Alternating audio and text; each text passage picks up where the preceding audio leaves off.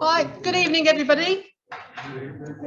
As I'll start off as normal without a microphone. If I fail to continue, I have unmuted. That's a bit worrying. Can you not hear me? No, you're on mute. I have unmuted on here. Honest. Oh, yeah. Sorry to start off with a bit of a disagreement, but for once I'd remembered. She's absolutely right to make sure though. Okay, so if anybody here in the room can't hear me loud enough, do tell me. I'll try and look and wave. And the same for people on Zoom. If you get any sound problems, any sound vision problems, please do let us know. Elaine is hosting tonight. So she's the person to send the messages to, but please do let us know if there's anything happening. Okay, we'll start as usual with our announcements. The next indoor meeting will be here in the 1st of March. So that's the usual 2 weeks time, and that's Paul who's talking on woodland birds, science and conservation.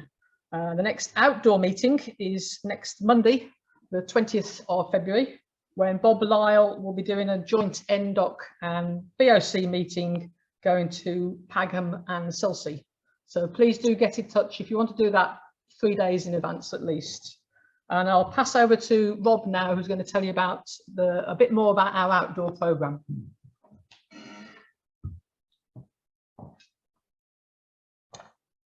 Well, good evening. 2 things to mention. I'm going to be leading a walk in Kent on Saturday, 25th of February. So as usual, get in touch with me in good time if you're interested in coming. It's a fantastic area at this time of year. It could be Buick swans, white-fronted geese, snow bunting, but I haven't decided exactly where we're going to go yet. We'll go wherever offers the best birding. The other thing to mention is that the club has started a new initiative, which is a programme of birdwatching walks for new birdwatchers or birdwatchers who are new to the area. Peter Driver has come up with a programme of monthly walks of about 2.5 hours, all in the Reading area, mostly south and west of Reading. So all local places that you've probably heard of in the bird reports. So it gives you an opportunity to find out where these places are, what the access is, and to see some of the birds that occur close to Reading. It's been advertised by all the usual methods, and there's already quite a bit of interest. So if you'd like to go on these walks, check out the programme and get in touch with Peter in good time. Thank you. Well, you can say there's some And for those in the room, got some paper copies of the programme to help yourself. Thanks, Rob. Okay, I'll just tell you about a few other meetings going on in the next few weeks, organised by some of our fellow groups, as usual. So the RSPB Wokingham and Bracknell, their next indoor meeting is on Thursday, the 9th of March, when Colin Wilson, who I think of as our Colin Wilson personally, will be talking about the birds of Blackwater Valley. So it's a nice local topic, and that's at the Village Memorial Hall in Finch Hampstead. And their next field trip is on Saturday, the 11th of March, on Greenham Common. If you want contact details for any of this or any further information, come and see me in the break. The RSPB Reading local group, their next indoor meeting, Tuesday 14th of March, a bit further afield, Egyptian Adventures, Birds, People, Places and Unexpected Encounters. So quite a tempting title really. That's by Gary B. Prescott, who's the biking birder, and that's at Pangbourne Village Hall. And their next field trips are on Sunday the 19th of February, 19th of February or March, I can't remember now, I didn't write it down. Bear with me a second. February, that's why I didn't write it down, sorry, where they're going to Rye Meads, the RSPB reserve in Hertfordshire, and there's also one on Tuesday the 21st where they're going rather more locally to Virginia Water. And lastly for me, NDOC, their next indoor meeting is tomorrow at 7:30, and that's on India and the Andaman Islands, from David and Nancy Massey in St Mary's Church Hall in Greenham. And their next outdoor is unfortunately the same date as our Kent trip on the 25th of February to Greenham Common, a little closer though. And Elaine would like to say a few words about some of the events from Early Environmental Group. Yeah. Early Environmental Group, can you see me on there? Yeah. Early Environmental Group have a meeting on the 21st of February at Maiden Place at 7:30 with presentations by Bob Collis on the EEG's Green Corridor Network proposal and Charlotte Alchin on the value of the Maiden Early Nature Reserve to children and young people. Thanks, Elaine. Are there any other announcements? Oh, I've just remembered I'd said, I promised I'd mention again the photographic competition, or Jane will come and mention it. Oh, she's got the cup this time, so come and show it to the camera. There you are. Okay.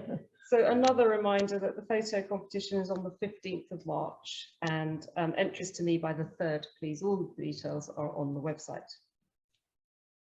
Thanks, Jane.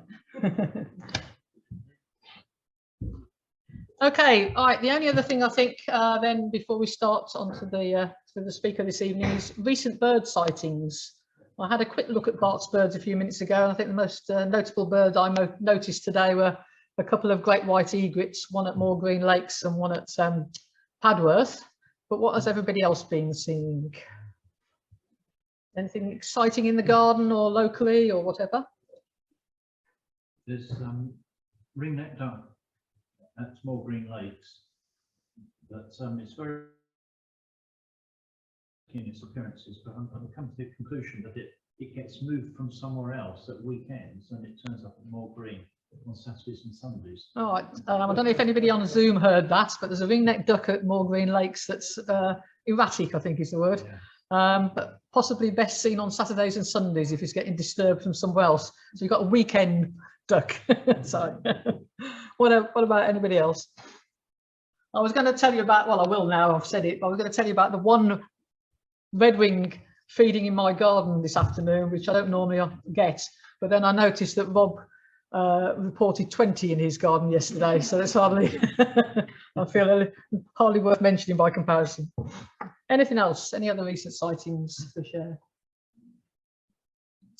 No, clearly not. Right, thank you anyway for those. Let's move on then to the main part of the evening. I'm just going to set up the speakers' slides to share them, and then Neil is going to introduce our speaker tonight.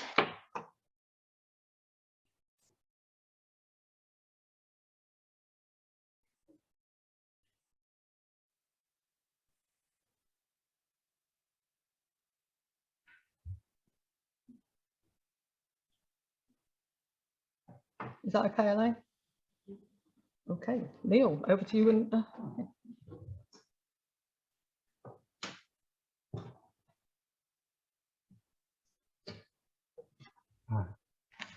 this thing on.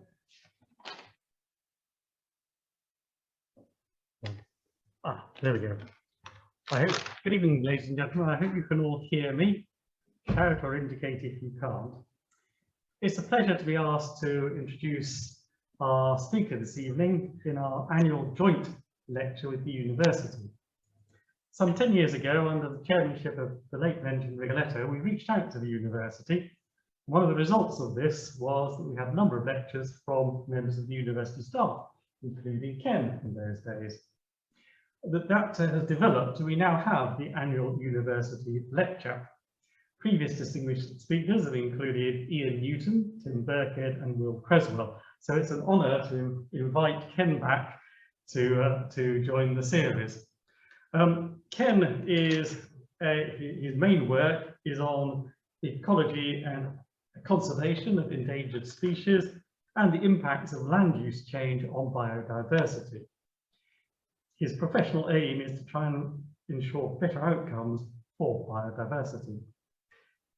After leaving Reading in 2014, he joined the Zoological Society of London, and then in 2020 he went to the Natural History Museum, where he's now the Deputy Director of Science. He leads on the museum's research, data science, and also in developing, ironically, a data partnership with the University of Reading, which includes building a new science and digitisation centre at Thames Valley Park. For over 20 years, he's worked in Mauritius, hopefully, he says, providing the science that supports what we all know is some highly successful programmes on endangered species recovery and ecosystem restoration. This has brought back some iconic species from the brink of extinction. How has science supported these programmes and what impact has it had? This talk will explore these issues and hopefully provide some insights into why these programmes have been so successful. So Ken, it's a pleasure to introduce you, and I'll hand over to Thank you. I'm just going to talk, I think. Right. Evening, everybody in the room, online. I've had several instructions that I'm not allowed to wander around too far and I have to talk really loudly. So both of which I'm good at talking loudly, but I do like to walk. So apologies online if I disappear in parts. So for those of you who are eagle-eyed, you'll have noticed that the 2 decades in my original title is now 40 years. You will be relieved to know that doesn't mean the talk is twice as long, but when I put it together, I did realise that the time period that I want to talk about is much longer than the 2 decades or so that I've been involved in this work. So I want to start by showing you 1 or 2 rather depressing, evocative slides about the destruction of nature. Now, my talk, I hope by the end, is one of optimism and is positive to help explain how people like me and many others are trying to do the science that helps turn these things around. But I'll show you some slides that circulate online at the moment that talk very much to this biodiversity crisis that we seem to be in. This one I quite like because here is forests, the lungs of the world, as it were, being kind of chopped down. Incidentally, most of the oxygen on Earth comes from the oceans and prehistorically from small bacteria, but let's not undermine the picture too much. It's a good picture because it tells us that we're really quite dependent on the life support systems that nature provides. So I kind of like this picture to show. And there's also these kind of really quite horrifying, depressing images of iconic wildlife in a home that's almost transformed out of wreck. People like me, sorry, is that in focus? That looks a bit grainy, I apologise.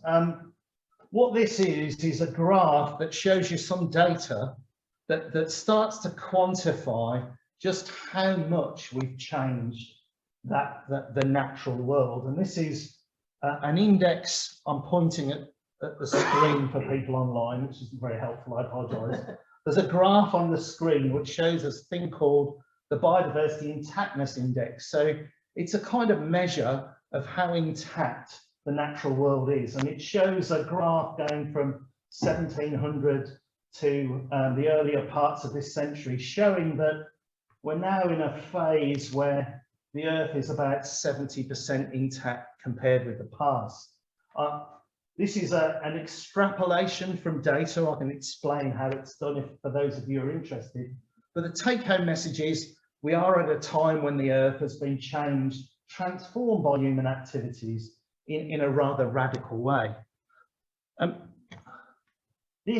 That graph shows you about 300 odd years of human history, but actually humans have been transforming the Earth for thousands of years.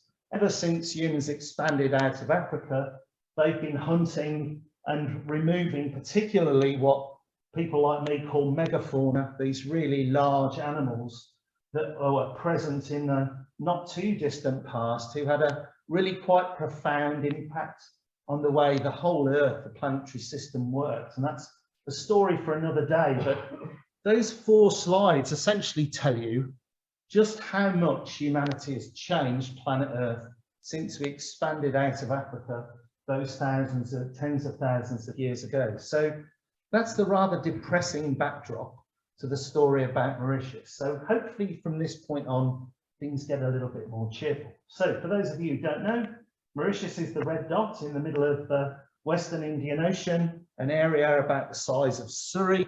And if you've never been there, this is what it looks like. It's a rather pretty place, I think, is the understatement. So an island that very much derives nowadays a large amount of its revenue from tourism, in the past, very much from agriculture like sugarcane, which it still cultivates and exports.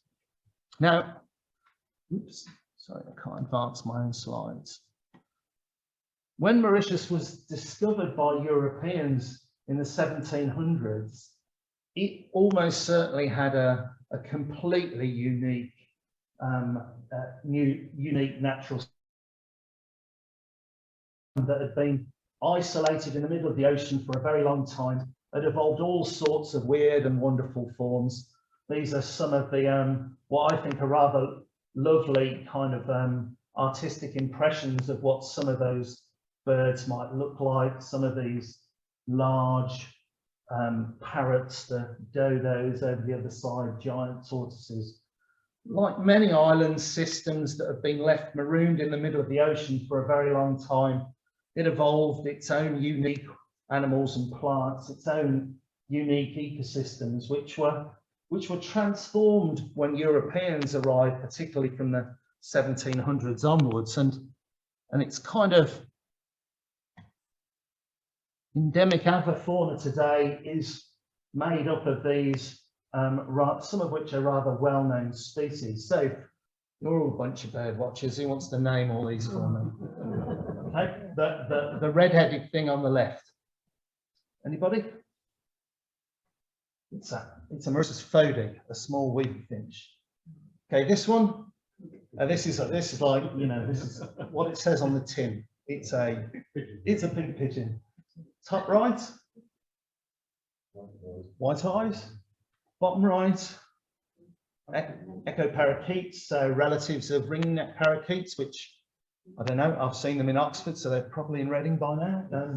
And middle, Mauritius kestrel. So these are the kind of the remnants of that unique avifauna, right? A bunch of species that are now are now iconic conservation success stories. 50 or so years ago were some of the rarest birds in the world. Mauritius kestrels were down to 4 known wild individuals and a few stragglers around the world in zoos and collections. And if you went back to the 70s and the early 1980s, the science community had basically given up on most of these things. And I think I've got a slide which gives you a few quotes from those sorts of periods where people were very pessimistic about bringing some of those species back and helping them recover. And I always love sharing this because isn't hindsight a wonderful thing, and weren't they so wrong? This little falcon will pass into extinction without any significant being known of its breeding habits. Well, we've spent decades working on this and we know loads now. So Brown and Amadon, I was about 5 at the time, you were wrong. And Norman Myers, a really actually visionary biologist and somebody who was a real thinker of the time on how we conceptualize nature and worry about conserving it, also had a rather pessimistic view of what might happen to this kestrel, and argued, as many people did, that once things become so rare that you just can't help them recover. The next slide I'm going to show you rather blows that position out of the water. Now, this is a thing that the Durrell Wildlife Conservation Trust called the Durrell Index. They got into a lot of trouble for doing it because I can explain the politics at some point. It's about red lists. Does anyone know what a red list is? Yeah, so I'm telling you something you know already. So a red list, for those of you who don't know, is a list of the most threatened species, okay? And so you can use red lists. They have various degrees of endangerment in them, from vulnerable to endangered, critically endangered. So you can use red lists to say, what sort of state are we in now? And how are things changing? Are they getting better? In which case species are dropping down that list from the most threatened to the least threatened, or are they getting worse? Things are going up that list from being vulnerable or not endangered at all to being endangered. Now, all the birds on the previous screen that I showed you were endangered or critically endangered when I was a boy. They aren't. Some of those are not so anymore. So what the clever people at Durrell did was they made a list of all the species of birds and reptiles in Mauritius that have had conservation action taken for them, with the aim of reducing their chances of going extinct and helping their populations recover. And they use this thing, red list index. So basically what it means is that if species are going up this list and we're not doing any work for them, this is what we'd have expected to see. See, sorry people online, I just wandered off again. So the dotted line tells us what might have happened over that period of time if nobody had done anything for these species. And actually the filled line shows you what actually happened. So we have got really quite strong evidence from Mauritius that in the last 40 or 50 years, the actions people took for these severely threatened species had a really quite remarkable effect on their populations and helped a number of them recover. And I'm going to tell you a little bit about that story of recovery. By the way, if I love graphs. I appreciate many people don't. So if I stick a graph up, and believe me, this isn't the worst one you're going to see this evening, right? And you think, I have no about, please put your hand up and stop me. That's perfectly okay. I'm afraid people online will just have to ask questions at the end, I guess. So I want to tell you the story of the Mauritius kestrel from the time that you saw those quotes, from the early 1980s onwards. And this is a bird looking out over the east coast of Mauritius. These are the Bamboo Mountains. You can get an impression of the kind of habitats that these birds live in. This picture, incidentally, was taken by one of my PhD students, who is still alive, thank goodness. And what I'm going to do is to try and tell you that story from a graph like this. That's the same bird taken from the side. So she was attached to the rocks, but mobile. So you now know how high up she was when she took these photos. And so what you can see on the screen is a really simple graph that you might think of the abundance, the number of birds over time. The blue part of the graph shows you the period over which they declined. So this is this is a cartoon, incidentally, but could actually mimic the actual abundance trajectories of most of those bird species that I showed you. So the population of these birds gets driven down. I tend to call this the declining population phase. Then the population goes through a period, the green part of the graph, where it's in a condition I call, that population biologists call a bottleneck. This is when population gets very small for a period of time. And I'll talk to you in a bit about why that matters. And then hopefully, towards the right-hand side in the yellow part, conservation actions kick in and the populations start to recover. So I'm going to talk you through each of those phases. Now, for those of you who are already desperately hanging on, there'll be a tea break after the green bit, okay? So hang in there, we'll all survive the experience, hopefully. So the first part of this is, why did those populations decline? Why did we see across all those species quite significant changes in their abundance over time? Now, if you go on Google and type in actually the biodiversity four horsemen of the apocalypse will give you this slide, but there are all sorts of these cartoons that sort of describe the main drivers of biodiversity loss, and that none of them are probably a surprise to you guys as you spend a lot of time outdoors and are interested in wildlife, but they include terrestrial, marine and freshwater habitats. They include pollution into the environment, often subtle and not easily observed, their effects, and quite complicated.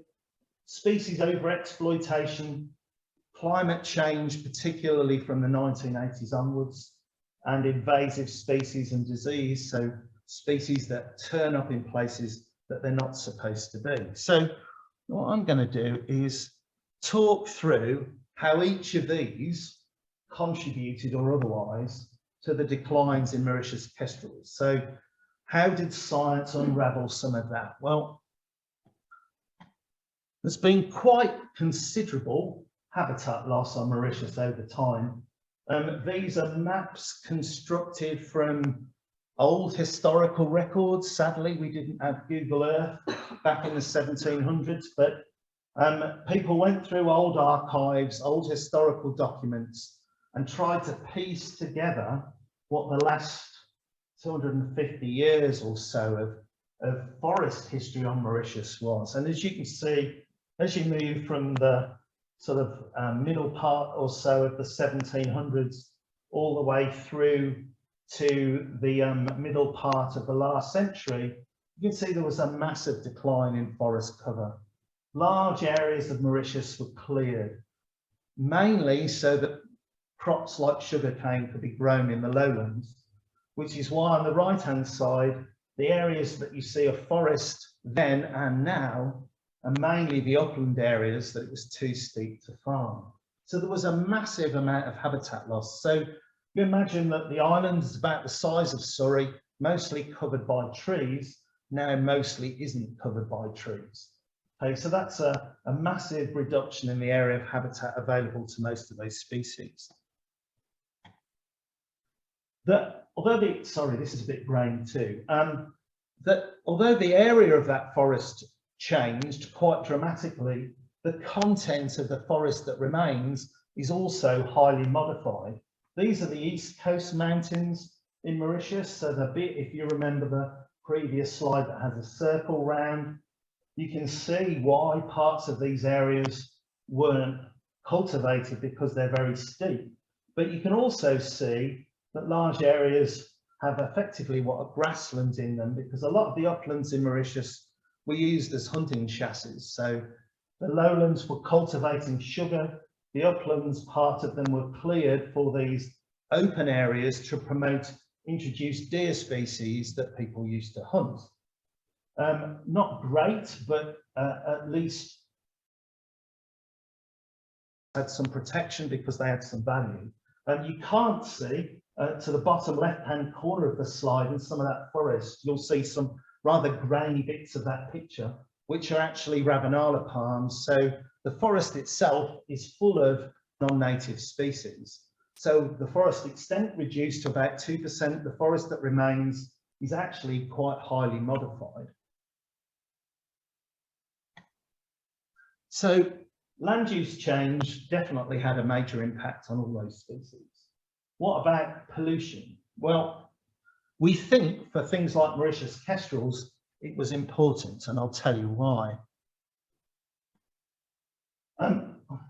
When people settled on Mauritius and cleared large areas of the lowlands to plant sugarcane on the left, a lot of the plantation workers suffered from malaria, which was endemic on the islands at the time. The islands in the, I guess, the ends of the 1800s, early 1900s, when chemical insecticides started to be widely used, were extensively sprayed, and into the middle of last century, chemicals like DDT were widely used on the island. Now we know, and I'm sure you do, that, sorry, I'm not very good at tapping this, even though I've had lots of practice, that there's extensive evidence now from Europe and North America that the use of DDTs had a major impact on predatory birds, birds of prey, through eggshell thinning.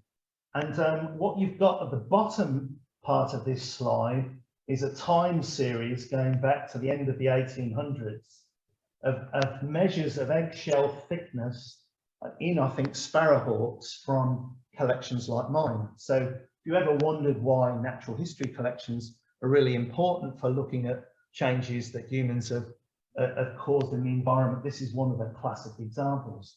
What the graph shows you is that up until DDT was in widespread use, eggshells remained relatively thick.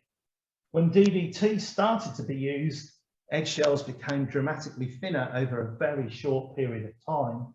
And as DDT, I can't really say it, was phased out, eggshell thickness recovered. And you can see at the top some of the gadgetry that's involved in measuring those. And so what happened was DDT, although it isn't toxic to birds of prey, passed through food chains, accumulated in birds of prey, so that when females came to form eggs, she formed thin eggs which were prone to cracking and breaking. Reproductive success was reduced. Now, unfortunately, we don't have those data from Mauritius kestrels, but anecdotally, the decline in those species follows the patterns of DDT use in Mauritius quite closely. The only birds that remained in the wild were in the southwestern Mauritius, in the Black River Gorges, which is now a national park, where they were effectively a refuge from the DDT use in the lowlands. The declines that occurred were really quick in those parts of the islands, and as we will see, now that these pressures are not there, the birds are able to recover. So there's not great quantitative evidence that DDT and chemical use caused Mauritius kestrels to decline, but almost certainly the circumstantial evidence points to the fact that it played a role. Right, so I've skipped past species overexploitation because most of these birds were never exploited directly, although culturally things like kestrels in the past have been viewed with a certain amount of sort of suspicion, partly through cultural reasons, but it's unlikely that that played a particularly large part in their declines. So I want to move on to climate change. And I want to tell you a little bit about climate change, not because we think that climate change was one of the major drivers of these changes in bird populations that I've talked about, mainly because the dramatic increase in warming in climate has occurred in the last 30 or 40 years, whereas these changes occurred over a much longer time period beforehand. But we do worry about the fact that climate change might alter these systems in a way in the future. So I want to tell you a little side story about some work we've done on that. Now, if you were worried by one graph, now you're going to be 4 times more concerned by 4. Right, so the first thing to notice is look at the graph at the bottom right-hand corner. This shows you the average temperature, average maximum temperature recorded in the east coast of Mauritius, so the area where the kestrels are now currently found, one of their most important populations, in July, August and September. So remember that Mauritius is south of the equator, so July, August and September is springtime, and you can see that over a period of about 60 years, that average maximum temperature has increased by a degree, right? So climate change is happening even in the parts of the world that are tropical, where climate change is supposed to be a little less severe than is in areas north of us. So if you go and look then at the graph in the top left-hand corner, FED means the first egg date of Mauritius kestrels in its population. From the mid-1990s, after the population was re-established, and I'll tell you a little bit about that in a moment, you can see the red, I can't remember which way round it is. One line shows the average change, one shows the median change, but you can see that first egg dates have been getting earlier and earlier as the climate has got warmer and warmer. It's really interesting because we know most of this from areas like the White and Woods Great Tit study, which are in a temperate environment, which have changed quite almost as dramatically as this over time. And what you can see, not surprisingly, in the top right-hand corner, if you put the temperature and the first egg dates together, the warmer it is, the earlier they become. And the last one is the bottom left-hand corner, shows you that the birds start breeding after a rough average temperature of 26 or so degrees in the first 10 days before egg laying starts. And this is pretty much how most of the songbirds around here will behave in relation to temperature. When the springs are warm, they get a period of warm weather, they'll start much earlier than they will if it's cold. Interesting that kestrels behave in almost the same way. That's just a digression. Okay, you've now survived 4 graphs on page. Okay, there's one that's worse than that. Right. Lastly, I was just going to talk about invasive species and disease. So invasive species are also a problem on these islands, largely because most of the species there haven't evolved in the presence of particularly mammalian species. And in Mauritius, there are a whole bunch of mammalian species that really don't naturally occur in Mauritius, from these macaques on the right-hand side, Indian mongoose here. These are 2 animals that will predate nestlings and fledglings of Mauritius kestrels. There are also cats, which are particularly partial to a pink pigeon that's daft enough to waddle around on the ground for too long, and rats, which are also widespread on these islands, which will take eggs and chicks from particularly some of the smaller species, the passerines, the songbirds in particular. So kestrels survived okay. It's unlikely they would have disappeared completely in relation to predators, but they're just another one of those problems that they experience. So that's the first part of the graph covered. Now, the good news is to the green bit, after which you can have a cup of tea. So the main kind of drivers of change in kestrels and in the other species have been the loss and degradation of their forest habitats. Kestrels, pollutants, almost certainly had some impact on their eggshells and their breeding success, and also introduced predators, particularly mammals, in kestrels' cases like macaques and mongoose. So now imagine we're in the 1970s, there are 4 wild kestrels left. That is one of the most severe bottlenecks that any population can go through without going extinct. So why do we worry about that? Now, this is a rather strange slide because I think on the right are the Habsburgs, one of the European royal families. On the left are adders. We know from humans and from wild animals that if populations get very small, it's much more likely that individuals will reproduce with a close relative. In the European royal families, that was a choice.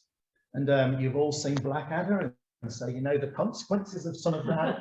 The Habsburgs just inherited this rather peculiar nose and very marked chin. Some of the other royals had some more quite severe problems with their health as a consequence. Wild animals like adders show similar sorts of responses. If their populations get extremely small and they start reproducing with close relatives, you get a thing called inbreeding depression. So that, and this happens in a very simple way because deleterious genes that relatives might carry are unlikely to get expressed if you reproduce with individuals out there in the population. But if you reproduce with a relative, there's a greater chance that both of you carry a copy of these genes, and so you express some traits that are not necessarily good for you. And those traits can be all the way from cause you to die in development, or carry some sublethal kind of traits which, although they might not kill you, might have all sorts of impacts on the way you live your life. And there's a really good bird example from the UK, which is choughs in Scotland. And the choughs in Scotland have an eye defect, which is one of these inbreeding problems which affects their sight. And so one of the things they're trying to do for Scottish choughs is to increase the genetic diversity in those populations. Now, I'm going to have to give you a little genomics, population genetics 101. And this is not my field, and this is a health warning because this is the worst graph you're going to see.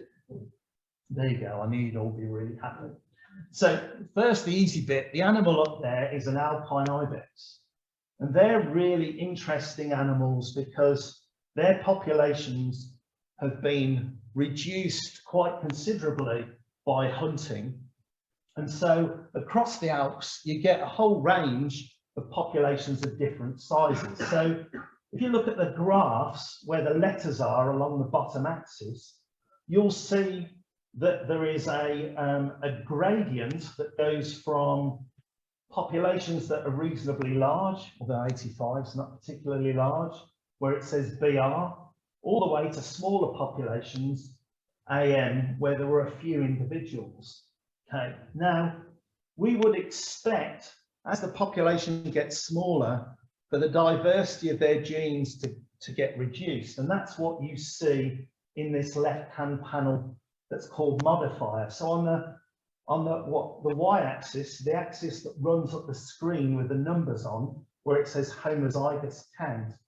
Homozygous just means that individuals that are not variable at a particular site on their genomes. So as that homozygosity goes up, the amount of diversity goes down. So you'd expect in the smaller populations to see more homozygosity, in other words, less variation. And that's what you see in the panel marked modifier. But if you look at the three panels marked low, moderate and high, you only see that in the low panel, not in a little bit in the moderate, but not in the high. Now, low, moderate and high refer to how serious that loss of genetic diversity is, right? So if it's high, changes in that part of your genome are likely to be really serious. And we only know this because ibex, like us, we're all mammals, and because the human genome has been sequenced to a high degree of understanding, we know pretty much what a lot of the genes do. So we can say if they're depauperate in those genes have changed, they're likely to suffer some quite extreme measures. And what you see in this ibex population are for those areas of the genome that are high in terms of their deleterious effect, there's no impact to population size, but for low and moderate there is. And the authors, if you look at the title, suggest this is because these deleterious, highly deleterious matings effectively are selected out of those populations. Really matters in endangered species because you could be carrying some legacy of that bottleneck. And even though we work really hard to try and restore your population, fix all the problems that I said in the first few slides, that might be really difficult because you're carrying some legacy that we can't deal with effectively because of that bottleneck. Now, unfortunately, this ibex example, this paper came out in the last couple of years. The cheapness of sequencing genomes from large numbers of individuals now makes it feasible to do this kind of work, which only 5 years ago would have been impossible. So we basically only know that Mauritius kestrels have lost some of their ancestral diversity. And this is from a paper published a few years ago now, probably about 15 or so, maybe a bit longer than that. And that simply shows, the top panel shows you roughly what the population did through that bottleneck. So as I said to you, population declined into the middle of the 1970s when there were only 4 individuals, and then began to increase again as conservation measures kicked in. The bottom is I think is a gel. So where you cut up the DNA and look for bits of different size. And what you can see where it says ancestral is there are some parts of that genome that have disappeared from the restored population. So we know that the kestrels are showing some of the symptoms that ibex in small populations show, that they lose this diversity. But unfortunately, we have no idea at the present time what the implications of that might be. There are people working hard in labs in the UK and in Europe to sequence the genomes of these endangered species to provide us the tools to do that. So I think we have got to the end of the green bit. So just let me do a quick summary and we can break for a cup of tea. Is that good? Right. So hopefully we've talked through how the populations of these kestrels and some of these other birds got to be as small as they are. Okay, so you now understand that. And you at least understand that being small for a long period of time in these populations can have some quite profound impacts on the genetics of them and in their potential to recover. So when we come back from our cup of tea, I'm going to tell you about the recovery phase on the right. Okay, thank you. Thank you.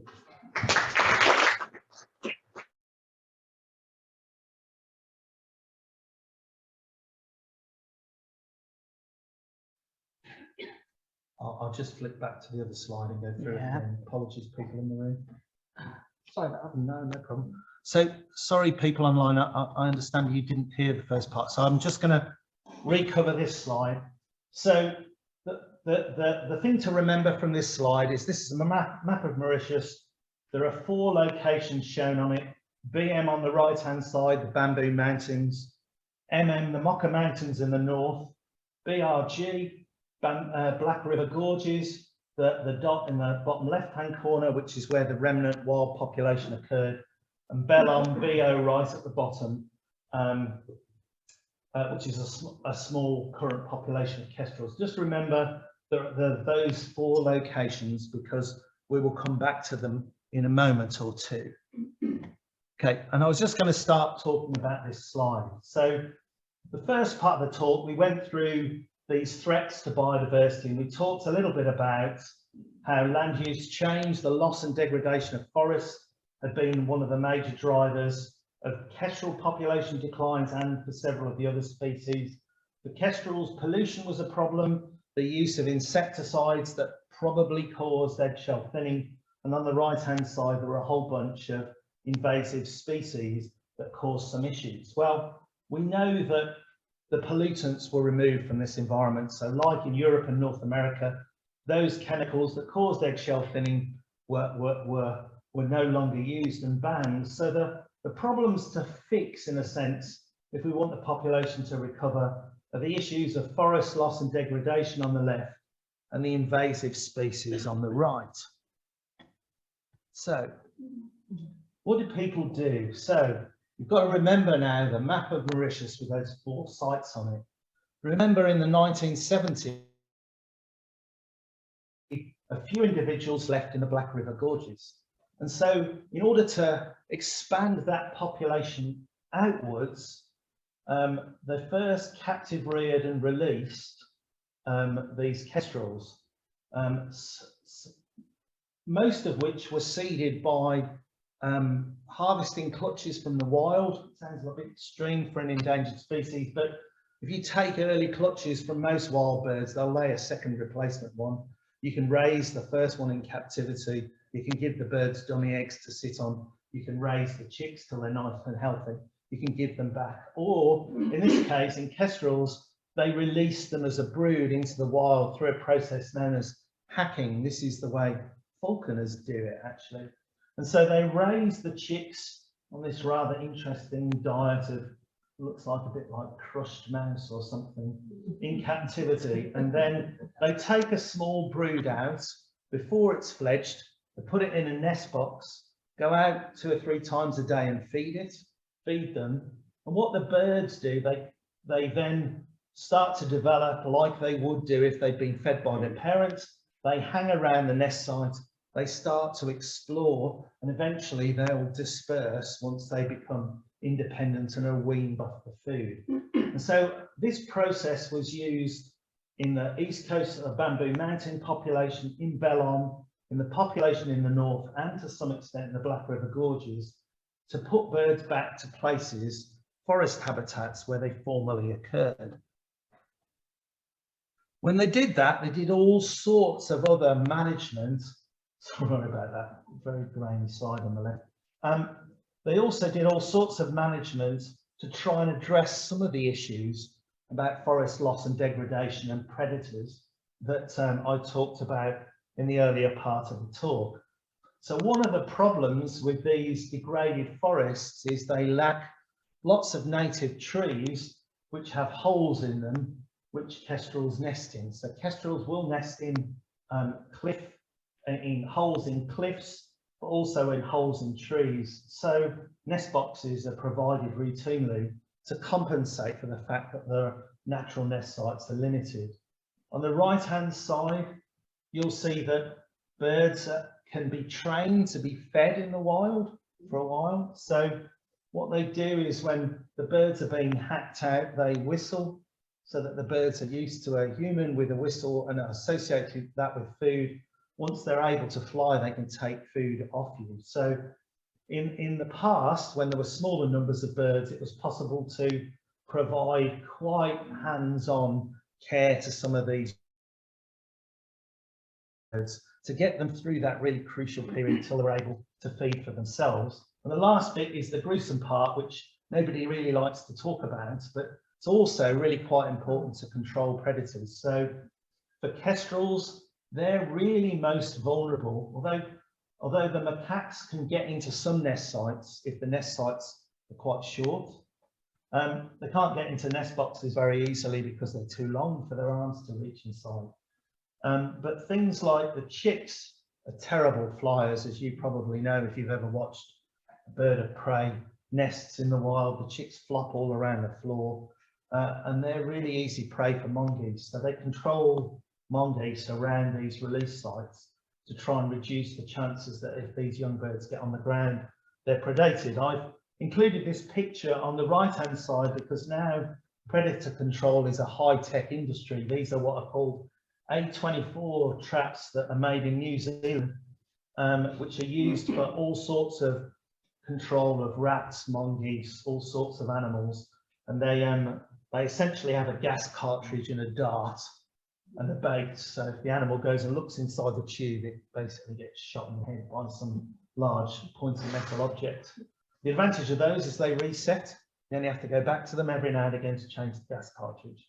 And actually you can put those into a mobile phone system so they'll tell you when they need to be changed. So although that's a kind of, I'm being quite honest about that. I know some people might be uncomfortable about that, but when you've got these highly modified systems, very endangered species, you have to take some quite drastic measures in order to help some of this native wildlife persist in the environments we've created for them. So that's the kind of things people did to try and help kestrels come back from that seriously endangered state. What they also did was to institute a really detailed monitoring program. So the birds, most of the birds, but not all the birds, nest in boxes. Some of them nest in tree cavities, some of them nest in natural cliffs, like the ones you saw at the beginning.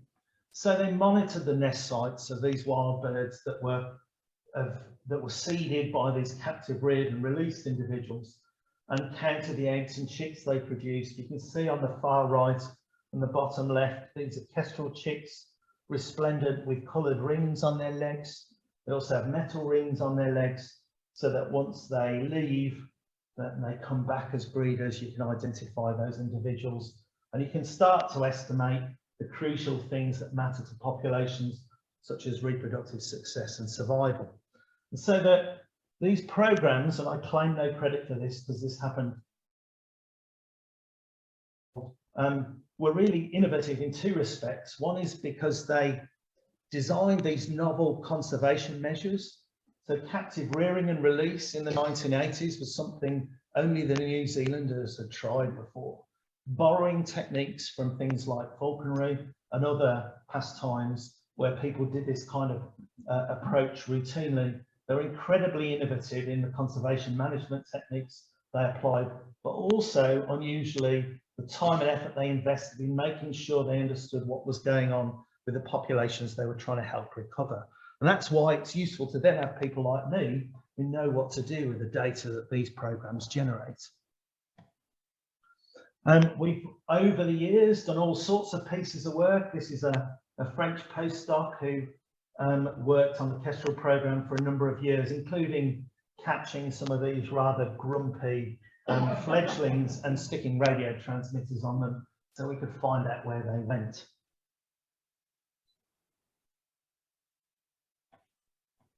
And this is a rather grumpy female sat in a cliff site looking at the person taking the photograph with some sort of intent and malice. And so that people could then go around and monitor these nest sites and record who was breeding with whom, how many chicks they were producing, etc., and get an extraordinarily detailed view of how these populations were behaving. So back to this picture that I showed you at the start. So as I said to you before, kestrels, the remnant wild population was in Black River Gorges where the black dot is. Birds were released into all these other places. How did they get on? And if they didn't get on so well, what happened to them? Oops, I'm still not very good at this. Right, so this is the kind of the dull part first. So this, the top graph is the north population, on the map. The south one is Bellon, BO on the map. For some reason, it wasn't me who labelled these figures, didn't use the same notation, but there we go.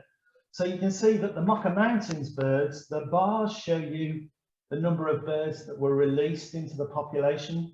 The diamonds, or the diamonds and the dashes, I think, show the number of breeding pairs, and the open bars show you the number of wild fledged chicks. So you can see that the Mocha Mountains population, there were some releases. There are a few individuals that attempted to breed, but no chicks were ever produced, and the population died out. If you've ever been to Mauritius, these mountains are dry, and why they thought the kestrels would survive in them, I don't know. But so this has been one of the iconic success stories, but it wasn't always the case that all of the things they tried worked. The south population, as I said before, there was one release event that seeded that population, which has stayed at really low levels of a handful of breeding pairs, trundling along quite happily for the best part of 20 years. Most of the birds now, and back from the mid-1980s, are in the other two populations. So the west, the top panel, is the Black River Gorges population. East, the bottom panel is the Bamboo Mountains population. You can see in both of them there were a period of releases over about, do some maths, about 6 or 7 years in Black River, a slightly shorter period in the east. And you'll see that in the east, the bottom panel, the population grew, became stable, trundling out quite a lot of chicks, doing reasonably well. Population in the west did reasonably well after post-release, but then they stopped monitoring that population very extensively because they thought, oh gosh, well, the East Coast population is doing fine, this one will be fine too. Then restarted and realised that the population was going down. And so I'm going to tell you a little bit of a story about why we got those two different trajectories and what we're going to do about it. So the first one, I'm going to tell you a little bit about the East Coast population. Okay. Here's a kestrel in the East Coast population. Let me just go back. Sorry, that's one thing I just wanted to mention. The key thing here for the East Coast population is it grew and it's become stable. That's the kind of classic signs of what ecologists will call a regulated population.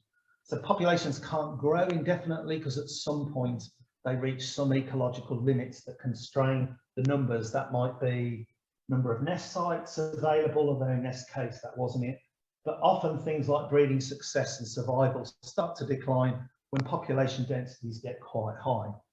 And that's what you find in kestrels. So in the East Coast, if you look at the top panel first, what you've got is a really simple graph that along the bottom shows the number of breeding pairs.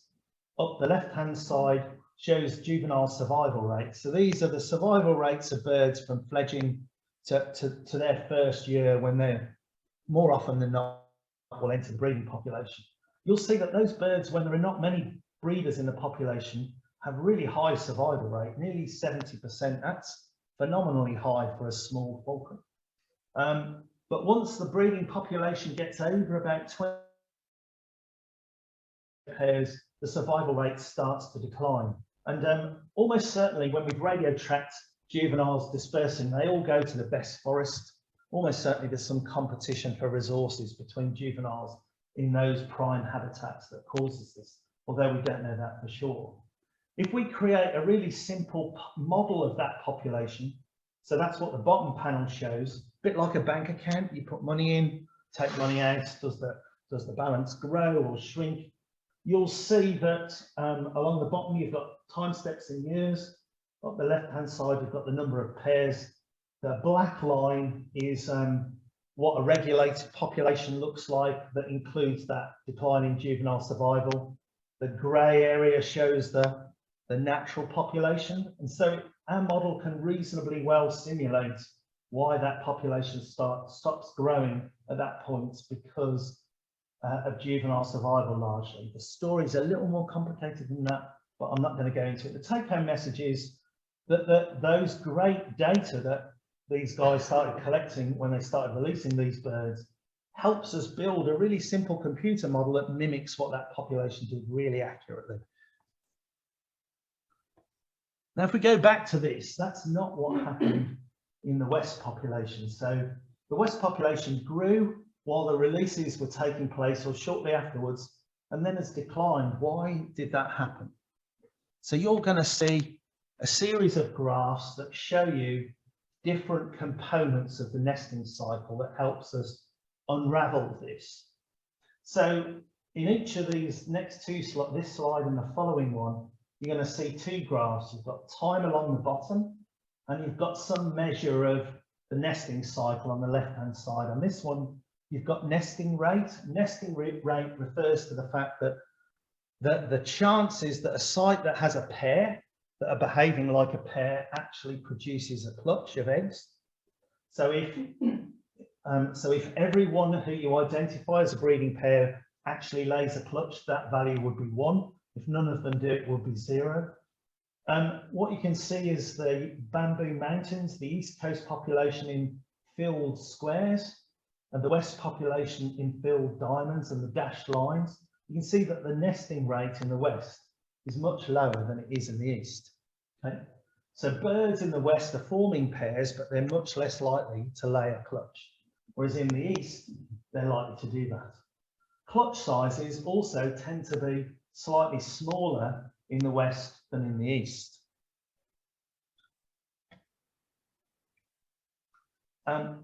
We also found that breed size, so this is the kestrel tricks have been hauled out of the nest, have rings fitted. You'll see that breed size was higher in the East than it was in the West, largely because they lay more eggs. But the chances of an egg making it to a fledgling, which is what the bottom panel shows you, were about the same. Okay. Okay. And to cut a long story short, this all seems to be because of nest boxes. In the East Coast population, nest boxes were put out extensively.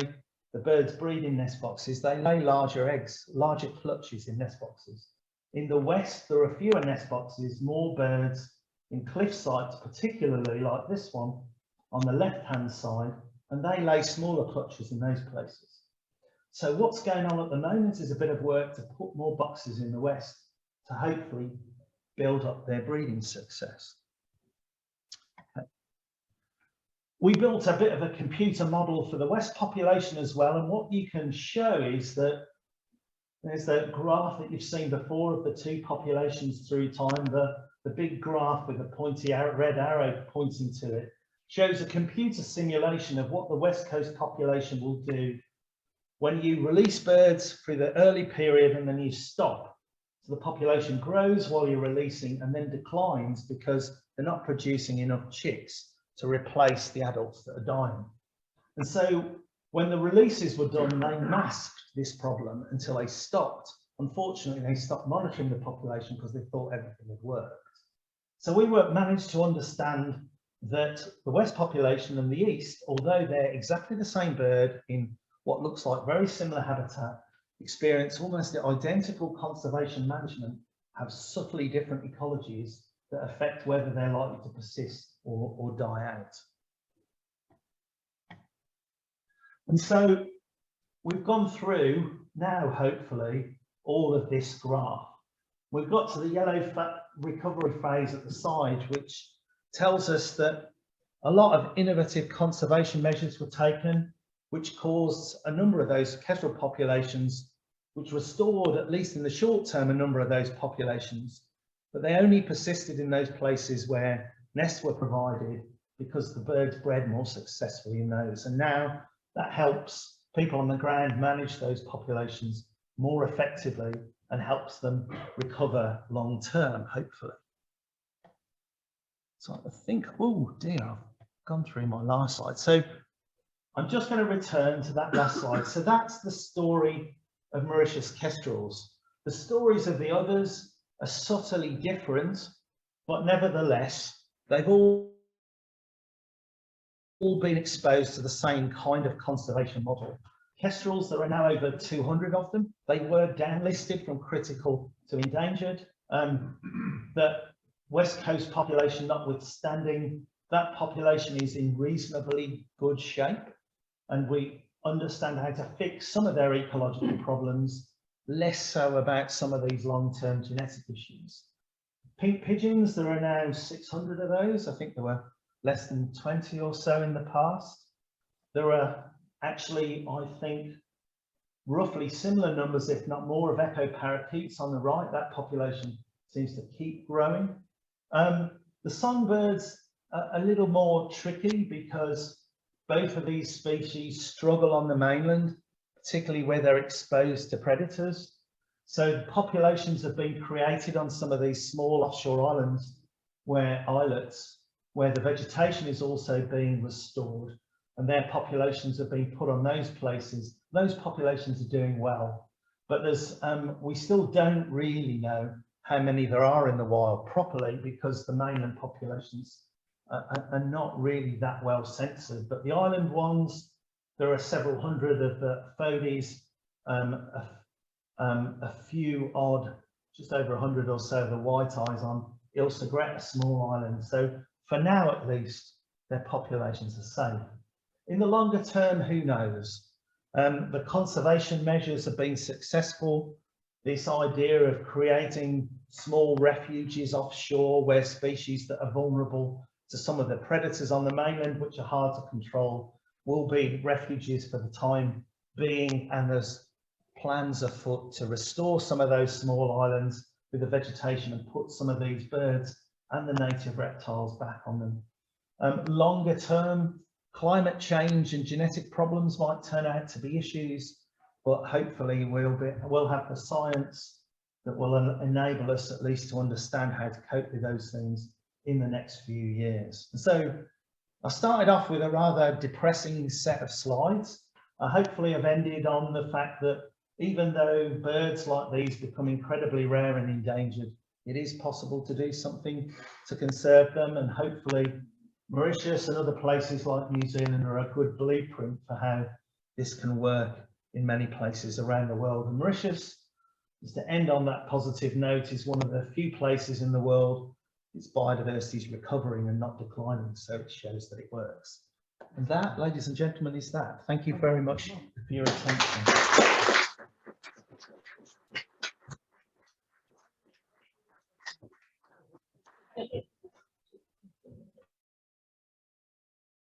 Thank you, Ken. Thank you. That was it was nice to get some good news stories anyway, although it looks like hard work. It does look like hard work. Do we have any questions from those here present? If not, I might start off with one. Yeah. Are there moves to restore some of the forests on Mauritius? Yeah, so there's two components to that really. I mentioned right at the end, there's a number of small offshore islands islets in which they're trying to restore the habitats on those. Those are useful because it's easy to get rid of some of these non-native predators from those and restore the whole system. That I was explaining to somebody during the break. Some of the native plants actually require their seeds to go through a giant tortoise in order to germinate, because they co-adapted with some of all these weird animals way back when. And so you can't put those on the mainland, they have to go on to some of these smaller islands. So the islands are really test beds now. The species conservation I talked about has been done, trying to restore those places. So they're small representatives of what was the mainland system. There is restoration work going on the mainland to restore some of the habitat, but it's more tricky because although you can grow native trees and plant them out, you don't really understand their ecology properly, and particularly their interactions with animals as part of seed dispersal and germination. That can be a problem. It's also, until those high-tech traps became available, really difficult and expensive to keep some of these mammals out of those areas. Now it's much easier. And some of those small birds can't survive in those environments without that management. Yes, sir. A very small number of kestrels that there were, so pretty low, Yeah. less than 10. So, Yeah. were there any genetic issues that then occurred with the population as a result of the breeding? We haven't seen them. Ken, sorry to interrupt. Could you, I should have said this. Can I repeat the question? So that people Sorry, on Zoom can sorry, people online. I was just asked whether the kestrels show any of those kind of genetic problems. The answer is no. It's quite scary. They're one of the most inbred wild animals in the world, and they show almost no symptoms of inbreeding depression. Now, the lesson from the ibex story is that selection, so if the inbreeding is really severe in terms of the way it affects you, those individuals die very quickly. The word in biology is purged. They're purged from the system. And what that does is it gets rid of deleterious genes, so they can't combine. They just disappear from the population really quickly. So it's possible that happened to kestrels, but we've not seen it. We just didn't, we weren't studying the populations through that period. It's also possible that this is a problem that might manifest itself in 5 years' time, 10 years' time, 25 years' time. None of us know. So the first thing we've got to do is to sequence their genomes, ask whether they show any similar processes to ibex, in which case we'll relax a little because we'll think that a lot of the really dangerous stuff has gone. Yeah. Yes, sir. Do you know where any of the Mocha Mountains kestrels ended up? Could they just say this isn't the place for us and fly over to the bamboo hills? So the question was, what happened to the population in the birds that were released in the north? That population died out. So kestrels don't these kestrels don't disperse very far, about 1.5 kilometers from where they're born. They never mix between those populations. So we've never found a bird from the east and the west or vice versa. Almost certainly there were signs of adult birds in those populations for a few years afterwards, but I suspect the environment was too hostile for them to breed in. In the west, the pairs that are not up in the gorges, which are quite wet and a bit cooler, a bit lower down where it's very hot and dry, do quite badly. And that looks to me very much like the Mocha Mountains birds. So I suspect a few of the released individuals hung on for a while, but they didn't breed and they eventually died out. So that's speculation, really. Before we go, how do we get to the questions on the... If anybody has a question, they can either unmute themselves or they'll put their hand up, in which case Elaine should notice. Hopefully. Shall I ask one for Ken then to keep them going? Okay. It's great to hear all work that you've done in Mauritius and now New Zealand too, but have you started to learn how to scale this up to places like Brazil and Indonesia, which are suffering a real large scale biodiversity crisis with lots of restricted range species that are under threat. Are we now at a situation where we can start taking these lessons to those, probably in numbers terms, bigger problems? Yes, partly. I mean, this approach works really well on smaller island systems. Yeah.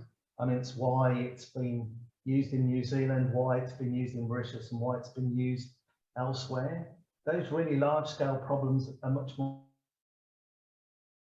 difficult because you effectively, if you want to restore the system, have to have somewhere where you can do that. And the research tells us that if you can remove the effects of the things that drove the system down in the first place, you're much more likely to be successful. On the mainland, that's more difficult to do, but not impossible. So, I mean, I think the first steps in some of those places are to restore forests, which people are trying to do. And then some of these techniques will allow you to bring back some of the iconic species that in a very hands-on way that maybe that don't exist there anymore. But at some point you need a system in which to put some of these species back. And that's more challenging on the mainland. As I said, the technology around predator control is now getting to a point where you can do it at scale. I mean, there's ambition in New Zealand to remove a large numbers of the non-native mammals from the mainland now, which 20 years ago they would have never countenanced. There are hundreds of similar sorts of projects on islands around the world going on now, hundreds of them. And so it's scaled up in that sense. It's just doing it at scale in one place, which is challenging. Yeah. Right. Yeah, I've got any. There's no questions, but there's a comment from Roger saying, thank you, a very interesting talk. I was there in 1997 on a birding trip and remember feeding the kestrels with white mice. Cool. There you go. Yeah. Thank you very much. Yeah. I'm glad you enjoyed it. Yeah. Okay. Are there any more questions? If not, can I thank Ken for a fantastic talk and for demonstrating indeed that science and conservation have worked together to achieve some brilliant things as shown on the slide behind me, and wish you all the best for future projects as well. Thank you very much. Thank you.